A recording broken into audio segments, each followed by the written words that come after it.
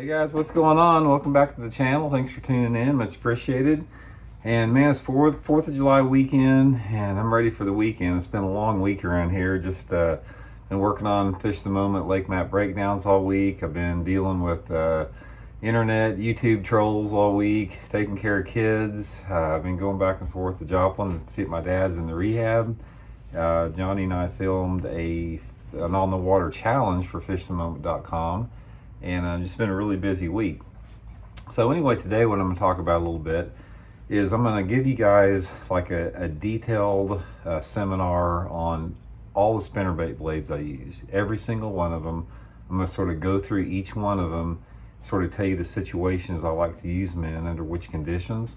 And I think it's probably going to help you guys out quite a bit here. So I'll show you guys real quick my spinnerbait box here. This is, you can see that there. That's all my blades that I got right there. Got a wide variety of them. And then I've got some set out here that I'm going to talk about. But that's just those are the ones right there I carry in the boat with me, actually, when I'm in tournaments in a boat. And I've got some more that I carry on the sides, but those are really my bread and butter blades there. So anyway, I'm just going to get right into it. I'm gonna show you guys. I've got about a dozen blades here that I'm going to really go through and show you when I like to fish them under what situations.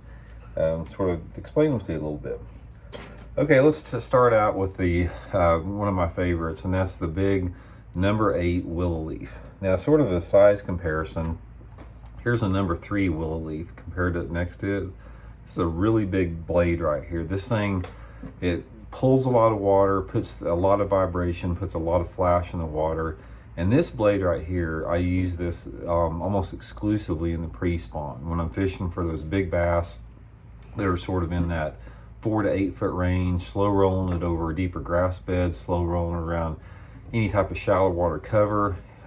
When that water temperature is like in the low 50s, this is one of my go-to blades.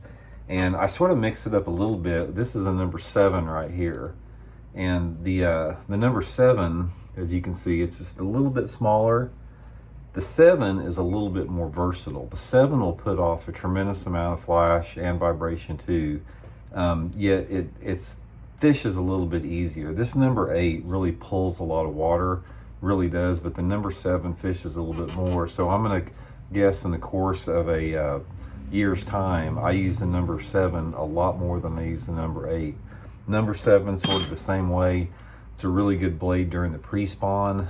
That's pretty much when I use it most all the time. I don't use it much any other times of the year. This bait is designed for slow rolling, you know, in that 4 to 8 foot range, again around grass, shallow water cover.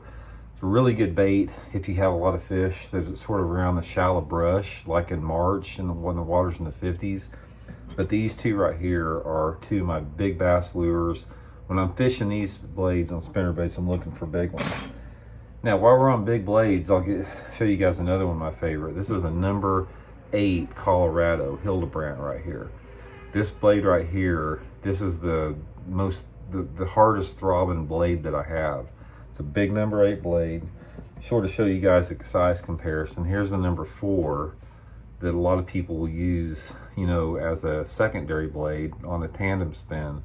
So the number 8 next to the number 1, you can see it's quite a bit more.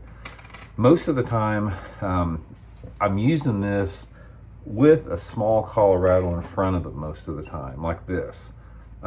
This blade right here, the problem you have if you use it as a single blade like that, it wants to roll on its side really bad because it's not well balanced. It puts off so much thump and vibration that you got to reel it so slow to get that bait to reel straight. But if you put just a little bitty number 3 or number 4 in front of it, it really makes that bait track a lot truer. The time that I'm using this big Colorado like this, again in the pre-spawn, I like it in the pre-spawn if the water's quite a bit dirtier. And also, I've caught a lot of good fish on this number 8 blade in the fall time, like November and December, when that water temperature starts to cool down, you know, into the low 50s and that type of stuff, and those fish move shallow. This has been a really good blade for me here. My workhorse blade would be like the number 5 willow leaf.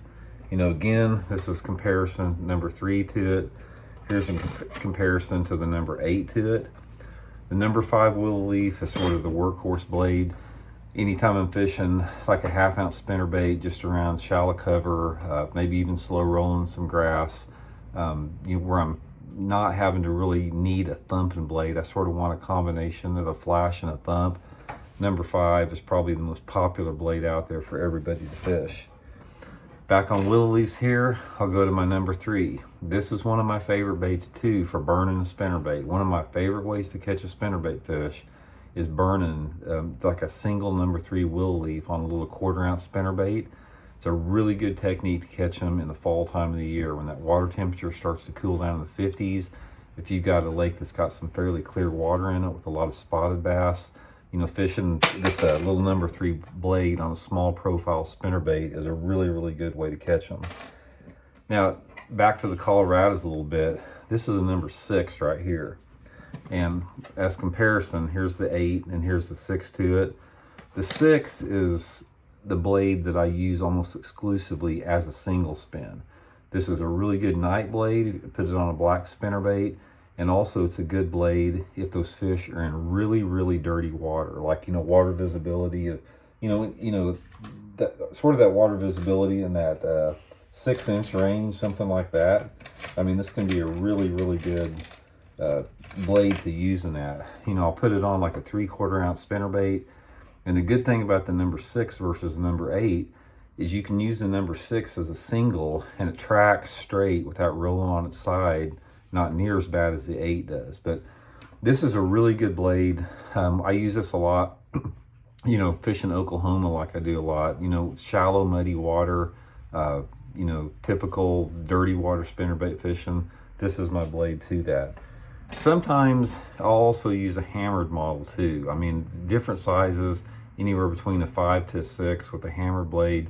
Sometimes I like the hammered blade a little bit if the water is a little bit more clean. It seems like the water the hammered blade will put out a little bit more flash with that. Now, the next one we'll talk about a little bit. I forgot to mention the Indianas too. I do use the Indianas a little bit, but not a whole lot. In fact, they're buried down on my box somewhere. I have to dig through to find them here. But the Indiana blade is also a blade that I'll use in that shallow, dirty water, around shallow stumps, shallow laydowns. And one of my favorite ways to fish an Indiana blade is with a red blade in front of the Indiana, like a number 6 Indiana gold with a red blade in front of it in dirty water is really good. So my next setup is I'll get into colored blades a little bit. Colored blades, whether they be white or chartreuse, one of my favorite blades to use. I use these a lot, not only for smallmouth up north. It's a really good color combination of white and chartreuse for smallmouth, but also if you're fishing, again, dirty water, this whole dirty water, shallow water deal, there's several different spinnerbait options you can catch them on. You can catch them sometimes on the single spin gold. You can catch them just on the straight number 5, big willow leaves, but at times they really like the colored blade in the dirty water. And I'm fishing it most of the time in that water visibility that's under 2 foot. And the times that I really like the colored blades is in the post spawn, is when those fish come off the beds on lakes that are not real clear and they start to move out into their post spawn areas that are shallow grass beds, stumps, docks, that type of stuff. Buckbrush, it's a great color around buckbrush. But anytime after those fish come off the beds, May and June is one of my favorite times to fish the colored blades on there. And one of my oddball blades here, this is an old blade. This is a Vibratron blade. This blade right here, a lot of guys have never seen this, but this thing puts out a tremendous amount of thump and vibration. I'll use it on like a little 3/8 ounce spinnerbait in dirty water. It's been a really good producer for me. So anyway, guys, that's the basic setup. That's my basic blade setup for spinnerbait fishing. I tweak a lot of my spinnerbaits. I make my own spinnerbaits a lot of times. I'll spend a lot of time getting just that right. Wire length, the blade configuration, the blade setup based upon the combination of the water clarity I'm fishing, water temperature, the water depth, and the cover that I'm fishing. All those variables add into it. And for me, it's sort of like building jigs. I tie my own spinnerbait skirts just like my jigs, tie my own, blade configurations, and I can come up with some really neat ones. to match the situations. So anyway, just a few tips, guys. I'll probably do a lot more tips on the spinnerbait blades because there's a lot more to talk about. But this is just sort of to give you a foundation to begin on if you're not real familiar with spinnerbait fishing. So hope it helps out. So we'll talk to you later. See you.